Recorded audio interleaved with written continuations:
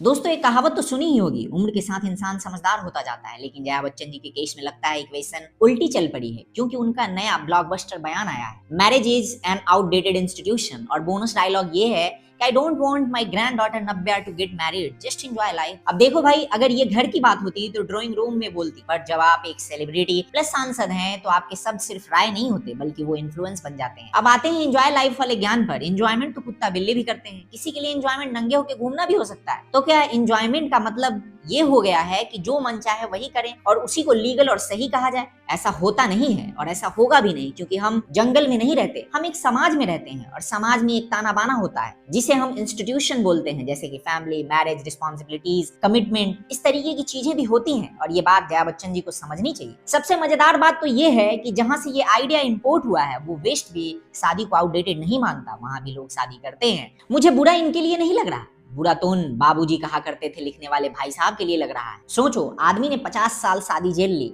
और and result क्या निकला? बीवी नेशनल टीवी पे बोल रही है कि marriage is an outdated institution. बाकी दोस्तों, पॉइंट सिंपल है, शादी परफेक्ट नहीं होती, कॉम्प्रोमाइजेज होते हैं, प्रॉब्लम होती है, लेकिन इसका मतलब ये नहीं कि हम अगले जनरेशन को कंफ्यूज करें और इस तरीके के बयानों से करें, क्योंकि जब बड़े लोग इंस्टीट्यूशन का मजाक बनाते हैं तो उससे नुकसान आने वाली जनरेशन और समाज का होता है।